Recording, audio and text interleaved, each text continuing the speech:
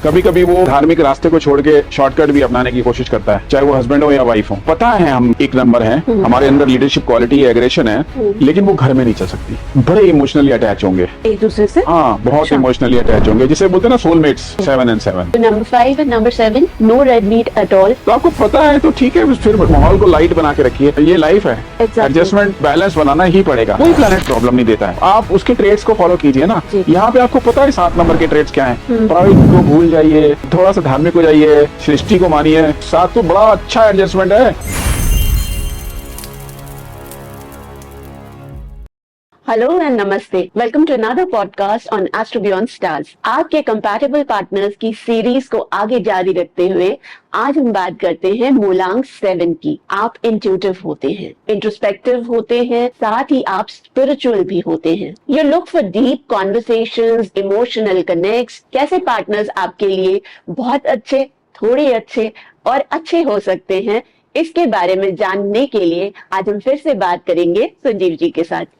नमस्कार संजीव जी, वेलकम। आप सबसे पहले तो बता दीजिए कि मूलांक 7 के जो बेसिक ट्रेट्स हैं, वैसे तो जानते ही हैं सब, फिर भी। मूलांक 7 मतलब केतु जी, आइसोलेशन में रहने वाले जी, ज्यादा इंट्रोस्पेक्शन करने वाले, हाँ, अपने में मगन रहने वाले, अच्छा, ज्यादा तेजी नहीं होती इनमें, आध्यात्मिक होते हैं। इनको सामने वाले से एक्सपेक्टेशंस रहती हैं ज्यादा जी, कि सामने वाला भी इनके ट्रेट्स की रिस्पेक्ट करे जी। मतलब ये प्लैनेट की अगर नंबर को छोड़िए, आप अगर प्लैनेट के ट्रेड को देखते हैं तो केतु एक ऐसा प्लैनेट है कि उसकी एक्सपेक्टेशंस हमारे से बहुत लिमिटेड है, लेकिन बहुत स्ट्रिक्ट है। ओके, मतलब जैसे वो अध्यात्म के रास्ते पे हमें चलाना चाहता है या फिर हमें अहम और प्राउड छोड़ने को बोलता है, अगर हम उन नियमों का पालन नहीं करते, केतु की दशा, केतु की महादशा में, या फिर चार्ट में अगर केतु की ऐसी पोजीशन आ रही है तो वहां पे वो थोड़ा सा नेगेटिव हो जाता है। ओके, और फिर वो पनिशमेंट मोड पे चले जाते हैं। राइट। तो केतु वालों के ट्रेड भी वैसे ही होते हैं। इनको पसंद है कि थोड़ा सा लाइफ को जो है ना, जिस पर्पस के लिए हम आए हैं उस पर्पस को जिए पूरी लाइफ। मतलब उनके ट्रेड्स चेंज नहीं होते। Right right. तो अब बात करते हैं उनके पार्टनर्स की, जो कंपैटिबल पार्टनर्स होते हैं। जैसे आप बोलते हैं सीरीज 1, सीरीज 2 एंड सीरीज 3, तो कौन से हैं जो सीरीज 1 में आप समझते हैं? सीरीज 1 में मोस्ट कंपैटिबल जिसे बोलते हैं जी, वो रहते हैं 2, 4 एंड 6। ओके, नंबर 2 वाले, 4 वाले और 6 वाले। तो पहले 2 की बात करें। 2 चंद्रमा है जी, दोनों धार्मिक है, पहली बात तो ये है। लेकिन चंद्रमा इमोशनल है और ओवर इमोशनल भी हो जाता है। केतु जो है ना, बड़ा मेथड से चलने वाला है, अध्यात्म से चलने वाला है। इसको ज्यादा इमोशन में बह के कोई डिसीजन लेना पसंद नहीं आता है। तो ये केतु वालों के ट्रेट्स होते हैं, नंबर 7 के ट्रेट्स होते हैं। राइट। तो दिक्कत कहाँ आएगी कि चंद्रमा यानी 2 नंबर वाला ओवर इमोशनल कभी कभी होगा, चंचल भी होगा जी, और थोड़ा हंसमुख भी होगा। ये कभी कभी सीरियस रहना चाहते हैं लाइफ में। कभी कभी ये इनको अपना स्पेस चाहिए। तो 2 नंबर वाला जब इनके स्पेस में कभी कभी अननेसेसरी इंट्रूड करेगा ना, जब इनको पसंद नहीं है, जब ये उस मूड में चले गए हैं आइसोलेशन वाले, तो वहां पे थोड़ी सी इरिटेशन हो जाती है। ओके, तो इन दोनों के लिए मैं एक बड़ी अच्छी बात कहता हूँ, क्योंकि दोनों धार्मिक हैं और केतु को तो बृहस्पति का स्थान पसंद ही है जी। तो दोनों को मिलकर धार्मिक यात्राएं करनी चाहिए, धार्मिक स्थानों पे जाना चाहिए। ओके, और भगवान की शरण में जाते रहना चाहिए। स्पेशली 2 नंबर वाले को चल के अपने पैरों से बेयरफुट भी जाना चाहिए। ओके, मंदिर में जाएं, किसी धार्मिक स्थान में जाएं, गुरुद्वारे में जाएं, जहां आपकी इच्छा हो जाए, तो लाइफ बड़ी बैलेंस रहेगी। Right, so that's easy. I mean दोनों जने मिलके धार्मिक यात्राएं करें या मंदिर जाएं, नंगे पैर जाएं 2 नंबर वाले, धार्मिक स्थलों की सेवा भी करें, श्रमदान दें। राइट, तो बड़ा बैलेंस रहता है ये। Good, that's easy because as it is इनकी लाइफ इजी ही है।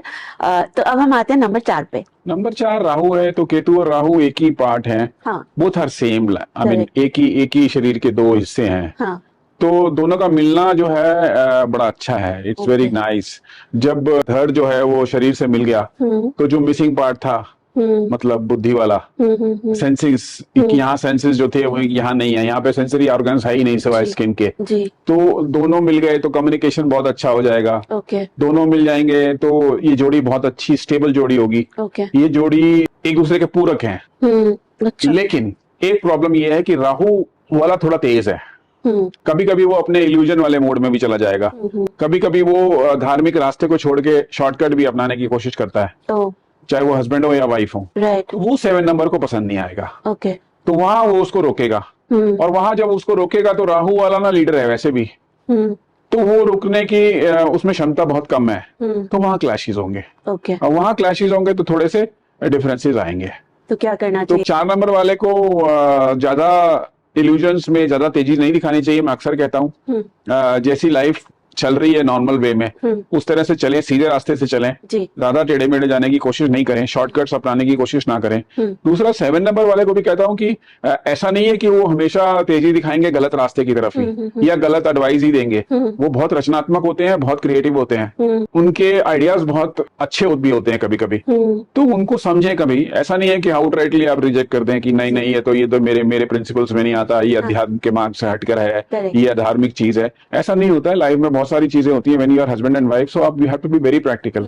बाकी इनके लिए सबसे बढ़िया रहता है, अगर इनको अलग किया था भगवान विष्णु ने, तो विष्णु की शरण में चले जाएं, विष्णु की आराधना करें, पूजा करें, विष्णु जी के मंदिरों में जाएं जी।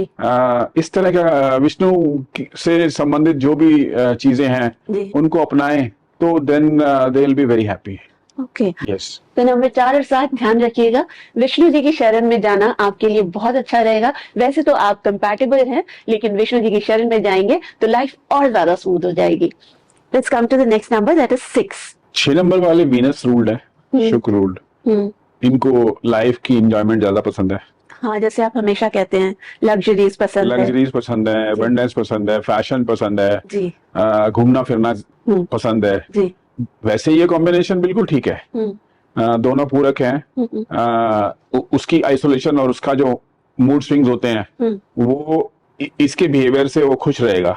अच्छा, हाँ, आइसोलेशन से बाहर निकलेगा। हाँ, है तो हस्बैंड वाइफ ही ना जी। तो वो कभी कभी बिल्कुल जिसे कहते हैं ना अपने आप को पिंजरे में बंद कर लेता है 7 नंबर वाला, तो उसको ये निकालने में बहुत सक्षम होगा 6 नंबर वाला। राइट, मतलब खुशी का माहौल, जोक्स, एक बहुत लाइट माहौल बना के रखता है 6 नंबर वाला। तो 7 नंबर और 6 नंबर की जोड़ी बहुत अच्छी चलेगी, क्योंकि अल्टीमेटली 7 नंबर वाला भी आध्यात्मिक है, धार्मिक है, और 6 नंबर वाला भी कुछ हद तक धार्मिक होता है। लेकिन वही जो मैं अक्सर कहता हूँ, प्रॉब्लम्स कहाँ आएंगी कि 6 नंबर वाले को की likings are totally different as compare to number 7। मतलब एक छोटा सा मैं एग्जांपल कभी कभी देता हूँ कि जैसे 3 दिन की छुट्टी है तो ये बोलेंगे कि धार्मिक यात्रा पे चलते हैं, वो बोलेगा कि कहीं और एंजॉय करने चलते हैं, तो वहां पे थोड़े से डिफरेंसेस आएंगे। अब जैसे इन 6 नंबर वाला अपने बच्चों की काफी चीजों को प्रैक्टिकली इग्नोर करेगा, नंबर 7 जो है वो इग्नोर नहीं कर पाता है, उसको बिल्कुल लकीर का फकीर जैसे बोलते हैं ना, मतलब जो राइट है वो राइट है, जो रॉन्ग है वो रॉन्ग है, क्योंकि उसकी बड़ी थिन लाइन है। हाँ, बड़े इंट्रोस्पेक्टिव भी होते हैं और एनालाइज करते हैं चीजों को। 6 नंबर वाला ना थोड़ा सा लेट गो कर देता है कि ठीक है चलता है ना, इतना प्रैक्टिकल होता है वो लाइफ में थोड़ा सा। अगर 6 नंबर वाले की वजह से थोड़ी सी प्रॉब्लम आ रही है तो मैं तो ये सजेस्ट करूंगा, हुएवर इज हस्बैंड और वाइफ, वो थोड़ा राइस या मिल्क का दान करें गरीबों को अभाव वाली जगहों पे, राइस और या धार्मिक स्थानों पे भी कर सकते हैं जहाँ खाना वगैरह बनता है, तो राइस और मिल्क का दान करें जी। और अगर प्रॉब्लम आ रही है 7 नंबर से जी, तो उसके साथ धार्मिक यात्राएं करें। ओके, हाँ, उसके साथ धार्मिक यात्राएं करें, उनकी जो स्पिरिचुअल थिंकिंग है उसके साथ अलाइन हो जाए, उसको थोड़ा सा सपोर्ट करें। आपका मन भी नहीं कर रहा है तो भी आप उसके साथ जाएं। हाँ, आप उसके साथ अध्यात्म की बात करें। अगर वो देखना चाह रहे हैं, कोई सीरियल देखना चाह रहे हैं अध्यात्म का या कोई, तो उनके साथ बैठ के देखें। तो ये थोड़ी छोटी एडजस्टमेंट्स हैं। हाँ, वो आप करेंगे तो then 7 number will be totally controlled. Otherwise ये कॉम्बिनेशन चलता है। आई मीन एब्सोल्युटली मुझे नहीं लगता कि कोई प्रॉब्लम आती है इस कॉम्बिनेशन में। राइट, बिकॉज वो बड़ा आउटगोइंग है, वो बड़ा इंट्रोस्पेक्टिव है एंड बड़ा अपने में रहने वाला है, और ये बहुत not frivolous but very happy go lucky kind of. तो नेचुरली आई थिंक दोनों एक दूसरे को बैलेंस कर देते होंगे। हाँ, बैलेंस इसलिए हो जाता है कि 6 नंबर वाला कितनी देर चुप रहेगा 7 नंबर वाला, अल्टीमेटली उसको भी लाइटर मोड में आना ही पड़ता है। बस 6 नंबर्स आर वेरी बहुत जॉली लोग होते हैं जी। मतलब उनको चुप रह ही नहीं सकते, उनको घुटन होती है। करेक्ट, अगर वो चुप रहे तो। करेक्ट, ये थोड़ा सा इसको दिल के अच्छा लगता है। हाँ, मतलब अगर 2 घंटे भी चुपचाप बैठा रहेगा तो इसे कुछ नहीं फर्क पड़ेगा, लेकिन वहां पे फर्क पड़ जाएगा। शांति पसंद नहीं है ना, घुटन होती है।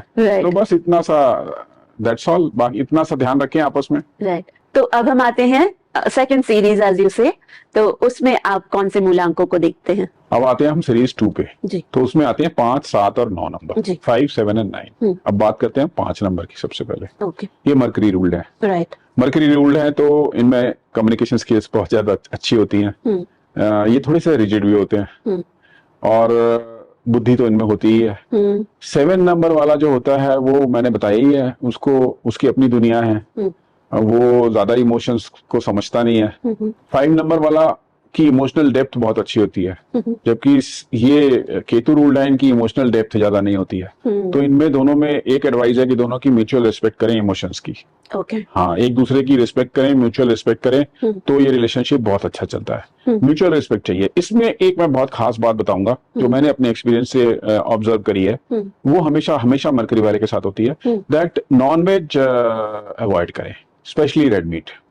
दैट इज नंबर 5 वाले? नहीं, दोनों ओके। दोनों लोग नॉन वेज को अवॉइड करें, specially red meat. Right. Red meat को अवॉइड करें। हाँ। और एक यूनिवर्सल है 7 नंबर वाले के साथ कि धार्मिक स्थानों की यात्राएं, धार्मिक स्थलों की सेवा, धार्मिक स्थानों में श्रमदान। ये तो 7 नंबर की सीरीज में अगर आपकी मैरिज हुई है तो ये तो यूनिवर्सल है, हर एक के साथ है। तो इसमें एक चीज करें कि नॉनवेज को अवॉइड करें, रेड मीट को स्पेशली, और दूसरा वो जो यूनिवर्सल रूल है धार्मिक स्थानों में श्रमदान, उसको जरूर करें।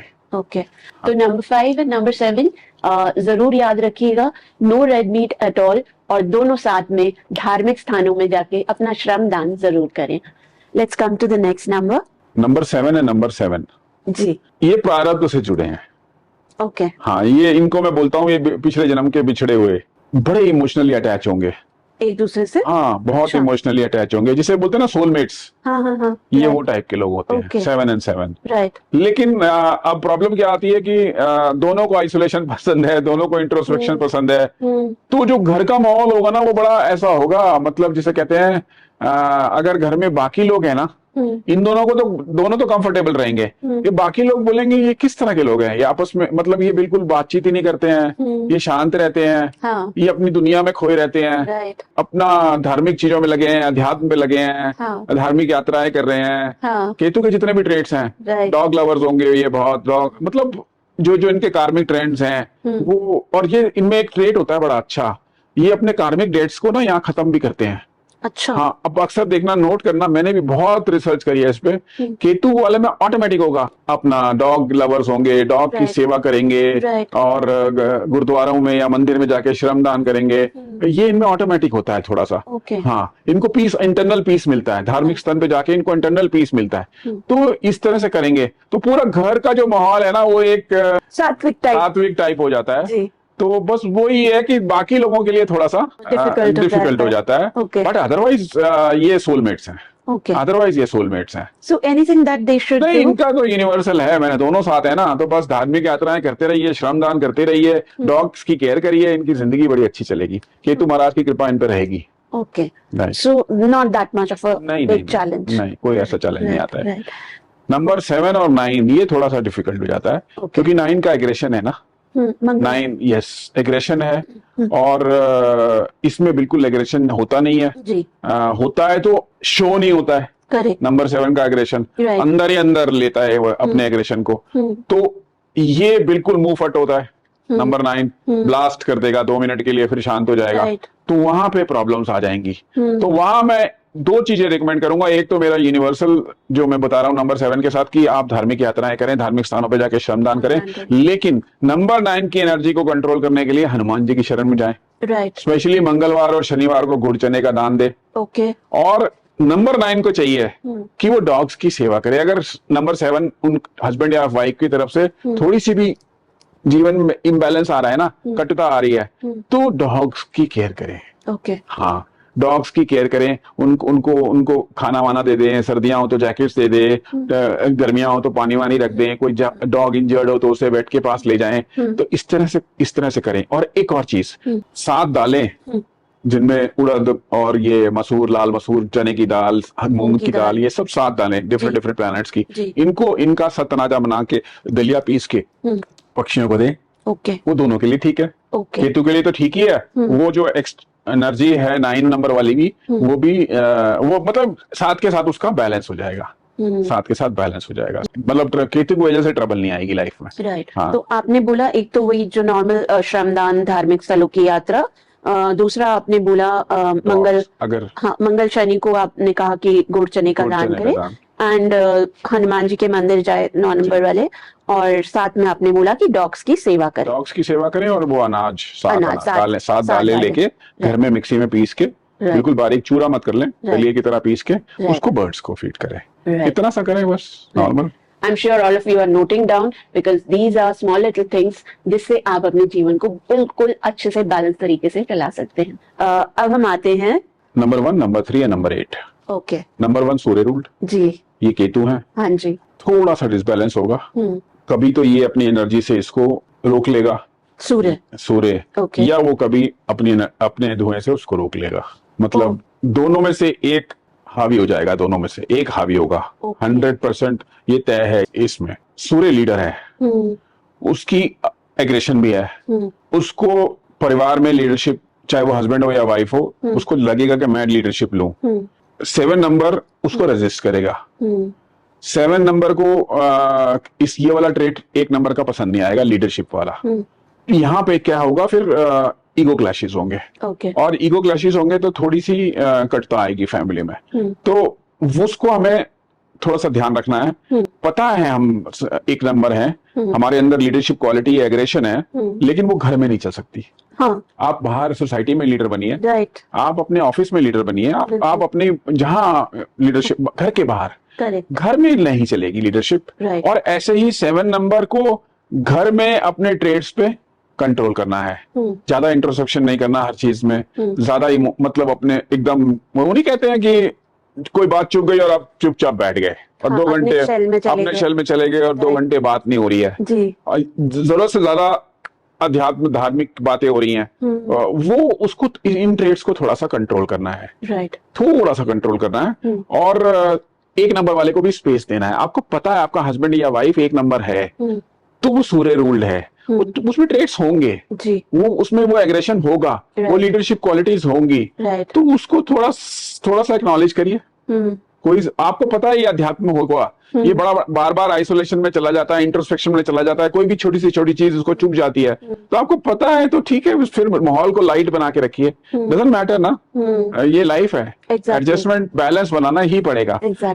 1 नंबर का अगर वाले को अगर ज्यादा एग्रेशन या इस तरह से ज्यादा प्रॉब्लम्स हो रही हैं, तो मैं 7 नंबर वाले को ये सजेशन देता हूं कि 1 नंबर वाले के ना फादर की को ज्यादा प्यार दें, ज्यादा रिस्पेक्ट करें, ज्यादा केयर करें उनकी।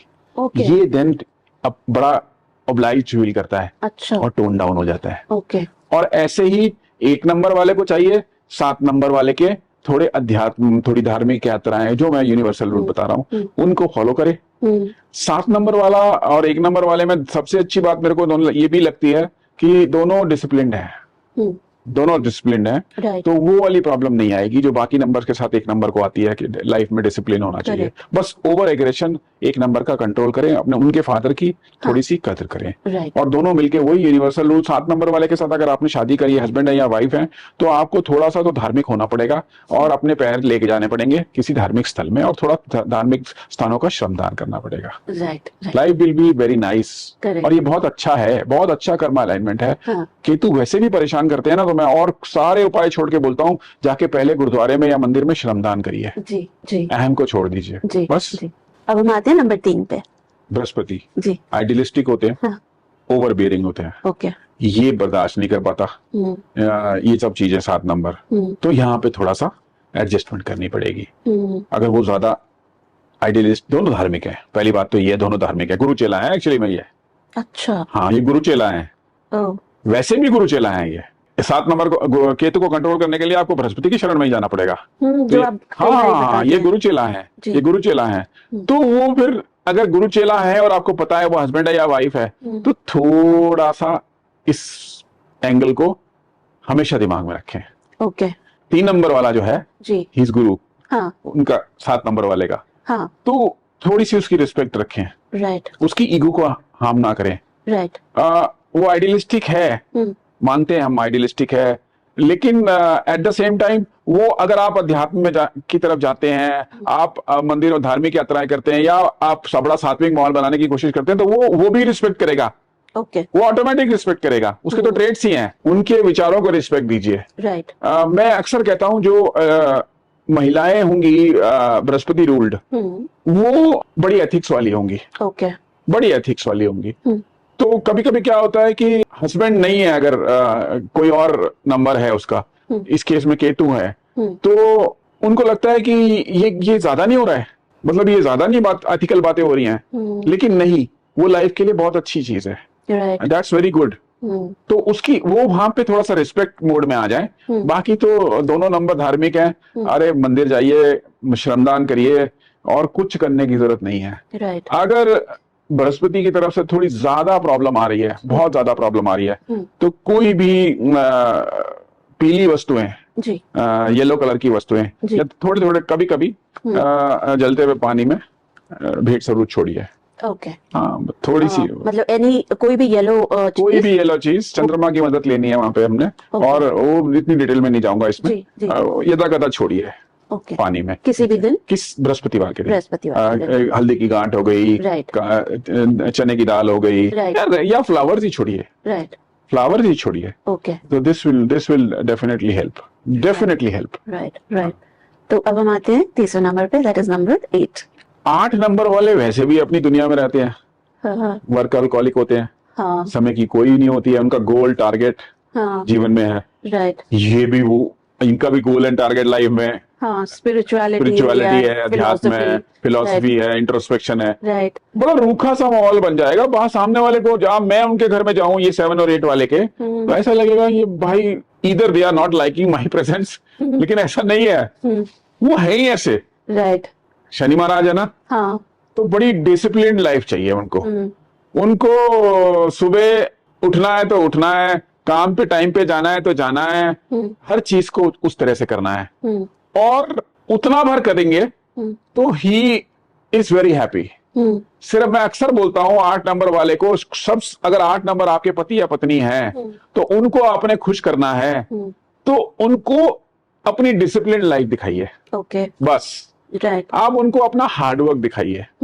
आप उनको जताइए कि देखिए, आप उठते हो सुबह 5-6 बजे, मैं भी 6 बजे उठती हूँ। आप टाइम से काम करते हो, मैं भी टाइम से काम करती हूँ, मतलब टाइम से सो रहे हैं, टाइम से खा रहे हैं। That makes him very comfortable. वहां पे अगर इतना, मैं अक्सर कहता हूं, ये लास्ट में कई कॉम्बिनेशंस में आता है 8 नंबर के साथ, और मैं इसको बिल्कुल ऊपर से ले जाता हूं सीरीज में, कि अगर हमने लाइफ डिसिप्लिन कर ली और लाइफ में एक मेथड बना लिया जीने का, मतलब यही हमारा जीवन है। छुट्टियां हैं तो छुट्टियों की तरह एंजॉय करनी है, और काम के टाइम का काम है तो काम है। आप उनको कभी मत टोकिए कि आप रात को 10 बजे आ रहे हो, 8 बजे आ रहे हो, 9 बजे आ रहे हो, या रात को देर से आ रहे हो, या सुबह जल्दी जा रहे हो, because he is not doing for wasting his time और अननेसेसरी काम। हाँ, वो काम वर्कहॉलिक है, उसको अपना टारगेट पता है लाइफ का, तो वहां यही एडजस्टमेंट है बस। तो जो 7 नंबर की जो स्पिरिचुअलिटी है, बहुत ज्यादा स्पिरिचुअलिटी एंड आइसोलेशन, क्या वो 8 नंबर वाले को दिक्कत करती है? नहीं, दिक्कत नहीं करती है उसको कोई भी। 8 नंबर वाला is very adjusting that way. उसको दिक्कत कुछ नहीं करती है। ये अगर एक पर्टिकुलर चीज करने का टाइम है, उस टाइम में पूजा पाठ कर रहे होगा, तो उसको वो दिक्कत आएगी।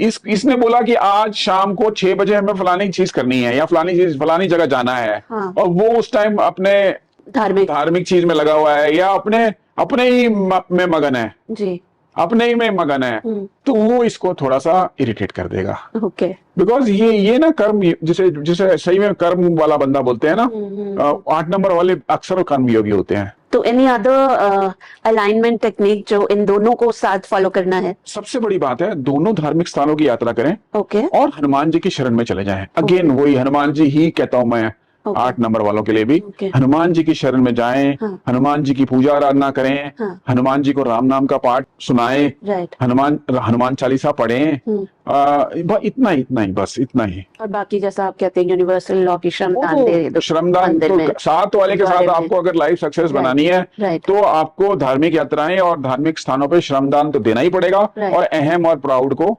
बिल्कुल बैक सीट कर रखना पड़ेगा, बैक सीट रखना पड़ेगा। वो 7 नंबर वाले के साथ चल ही नहीं सकता। तो your final thoughts? My final thoughts are 7 number बहुत अच्छा नंबर है जी। मोक्ष का नंबर है। मैं तो 12 नंबर में आता है तो मैं तो उसको बोलता हूँ अब आपकी ये अंतिम यात्रा है अच्छा। इस श्लोक की। लोग कहते हैं केतु की महादशा आती है बहुत खराब कर देती है। नहीं, मैं नहीं मानता इस बात को। मैं मानता हूँ वो आपकी क्लेंजिंग करने आई है। और मैंने केतु की महादशा में बहुत लोगों को हाई राइज लाइफ में बहुत बुलंदियों पे जाते हुए भी देखा है। ऐसा कुछ नहीं है, पता नहीं क्यों डराते हैं कि केतु की दशा आ गई है और बहुत प्रॉब्लम देगी। नहीं, कोई प्लेनेट प्रॉब्लम नहीं देता है। सिर्फ आप उसके ट्रेड्स को फॉलो कीजिए ना। यहाँ पे आपको पता है 7 नंबर के ट्रेड्स क्या हैं। प्राइड को भूल जाइए, थोड़ा सा धार्मिक हो जाइए, अध्यात्म की तरफ ध्यान दीजिए, थोड़ा सा भगवान को मानिए, नेचर को मानिए, सृष्टि को मानिए। बड़ा कूल है 7 नंबर वाले का। 7 तो बड़ा अच्छा एडजस्टमेंट है। मतलब वो आपको खुद कह रहा है कि आप भगवान की शरण में चलिए और कोई डिमांड ही नहीं है उसकी। 7 नंबर वाले की कोई और डिमांड ही नहीं है। करेक्ट। जो हमारे ज्ञानी ऋषि मुनि सब बोल गए हैं कि धर्म के रास्ते पे चलिए, स्पिरिचुअलिटी के रास्ते पे चलिए, वो आपका साथी आपको खुद ही उस पे लीड करके लेके जा सकता है। बिल्कुल। लकी 7 नंबर में ऐसे नहीं बोला गया है। लकी 7 तभी बनता है जब वो बिल्कुल परमात्मा की शरण में चला जाता है। तो आप उसके साथ जुड़िए, उसको रादर आप भी उस रास्ते पे चलाने की कोशिश करिए। कोई भी नंबर हो आप, तो आपका भी उसके साथ अलाइनमेंट होगा, आपके लिए भी अच्छा होगा।